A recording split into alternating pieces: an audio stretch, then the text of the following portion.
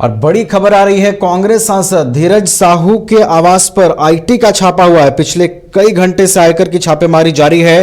लोहरदगा स्थित सांसद के आवास पर भी छापा पड़ा है। सांसद के कुल 5 ठिकानों पर एक साथ छापा मारा गया है। 2019 में भी धीरज साहू के आवास पर छापा पड़ा था। तो आपको बता दें, बड़ी खबर, कांग्रेस सांसद धीरज साहू के आवास पर आईटी का छापा पड़ा है। पिछले कई घंटों से आयकर की छापेमारी जारी है। लोहरदगा स्थित सांसद के आवास पर भी छापा पड़ा है। सांसद के कुल 5 ठिकानों पर एक साथ छापा पड़ा है। 2019 में भी धीरज साहू के आवास पर यह छापा पड़ा था।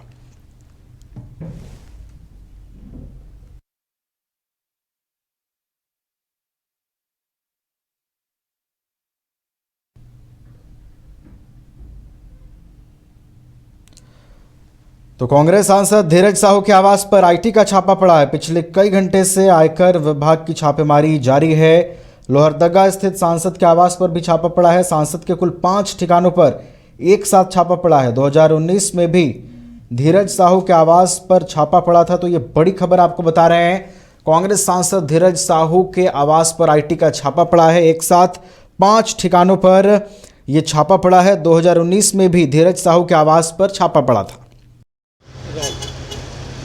कांग्रेस के वरिष्ठ नेता, राज्यसभा सांसद एवं प्रदेश कांग्रेस इकाई के कोषाध्यक्ष धीरज साहू के आवास में इस वक्त इनकम टैक्स की रेड पड़ी है। आप देखेंगे तस्वीरों के माध्यम से। फिलहाल अंदर और जाने से या बाहर आने से पूरी तरह से मनाही की गई है। गाड़ियों के ये काफ़िला देखकर आपको अंदाज़ा होगा कि किस तरह से ये जो रेड है पिछले कई घंटों से चल रही है। फ़िलहाल इस बात की पुष्टि करने के लिए, कंफर्मेशन करने के लिए कोई आधिकारिक जानकारी नहीं दी गई है, लेकिन जो सूत्रों की जानकारी मिली है कि फ़िलहाल यहाँ इनकम टैक्स की टीम पहुँची हुई है। इनकम टैक्स का रेड पड़ रहा है और लगातार ये जो छापेमारी है वो चल रही है।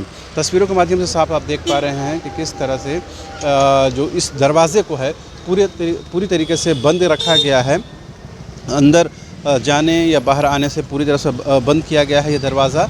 और आमतौर पर यह दरवाज़ा खुला हुआ रहता है, लेकिन इस छापेमारी की वजह से इस रेड को बंद किया गया। फिर से एक बार तस्वीरें हम आपको दिखाएंगे। इन तस्वीरों को देख करके आपको अंदाज़ा होगा कि किस तरह से जो है पूरी की पूरी मुकम्मल जो टीम है केंद्रीय जांच एजेंसी की, वो टीम यहाँ पर आई हुई है। लगातार छापेमारी चल रही है और इस छापेमारी का मकसद क्या है, इससे क्या कुछ मिलता है, वो देखने वाली बात होगी। आपको ये भी जानकारी है कि इससे पहले कांग्रेस के जो विधायक है अनूप सिंह, जिसे जयमंगल सिंह भी कहते हैं, उनके आवास पर भी छापेमारी की गई थी और उनसे पूछताछ भी हुई थी। हालांकि उस छापेमारी के बाद क्या कुछ कार्रवाई हुई, ये पब्लिक डोमेन में नहीं आया है।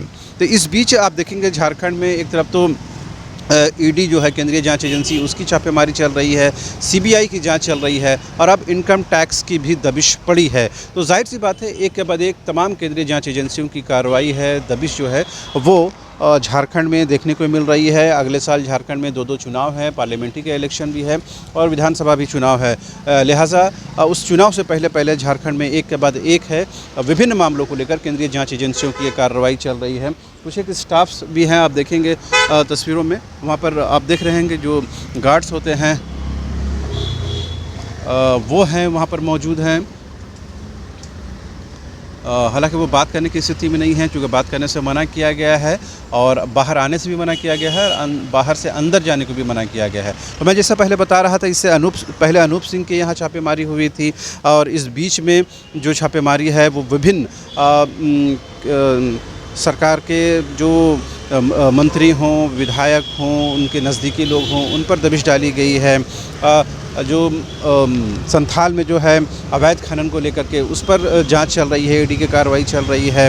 उसके साथ ही सीबीआई की भी जांच चल रही है। इस बीच में केंद्रीय जांच एजेंसी के तौर पर इनकम टैक्स की रेड पड़ी है। तो जाहिर सी बात है, इस वक्त कहीं ना कहीं झारखंड जो है वो लाइमलाइट में है। इस लिहाज से ये कहीं महत्वपूर्ण हो जाता है कि इस जाँच में और इस कार्रवाई के बाद क्या कुछ यहाँ से रिकवर किया जाता है। हम कोशिश ये भी करेंगे कि आने वाले दिनों में जल्द से जल्द आपको धीरज साहू की बाइट भी सुनाएं, उनसे बातचीत भी करें, प्रतिक्रिया भी लें। लेकिन फ़िलहाल वो स्थिति नहीं है कि हम किसी तरह से उनसे बातचीत कर सकें, क्योंकि फ़िलहाल जो जांच जो है वो केंद्रीय जांच एजेंसी की वो चल रही है और उस जांच में क्या कुछ रिकवर होगा वो देखने वाली बात होगी। तो फिलहाल थोड़ा इंतज़ार करने की ज़रूरत है और उस इंतज़ार के बाद ही समझ में आएगा कि क्या कुछ यहाँ से फलाफल निकला है। ये सीधी तस्वीरें आप देख रहे हैं रेडियम रोड राजधानी रांची का, उसी रोड में है ये बड़ा सा आलीशान सा मकान है धीरज साहू जी का और उसी मकान में वो उनका आशियाना है। तो जाहिर सी बात है ये एक बड़ी कार्रवाई है केंद्रीय जांच एजेंसी के तौर पर। अब पार्टी की इस पर क्या कुछ प्रतिक्रिया होती है वो देखने वाली बात होगी। जो कि पार्टी लगातार और सरकार की तरफ से लगातार ये कहा जा रहा है कि केंद्रीय जांच एजेंसियां हैं वो दुर्भावना से कार्रवाई कर रही हैं, चाहे ईडी हो, सीबीआई हो या इनकम टैक्स हो। बहरहाल इस पर प्रतिक्रिया लेने की कोशिश करेंगे, लेकिन फिलहाल अपडेट ये है कि धीरज साहू के आवास में इनकम टैक्स की रेड पड़ी है। हालांकि इसकी कोई आधिकारिक पुष्टि या आधिकारिक जानकारी नहीं दी जाती है, ना ही होती है। इस रेड के बाद एक विज्ञप्ति जारी कर दी जाती है कि क्या कुछ रिकवर किया गया है, जैसा कि अनूप सिंह के मामले में हुआ था। फिलहाल अब देखने वाली बात होती है कि यहाँ से क्या कुछ रिकवरी होती है। कैमरा मैन राज बल्लम के साथ रांची से शहनवाज।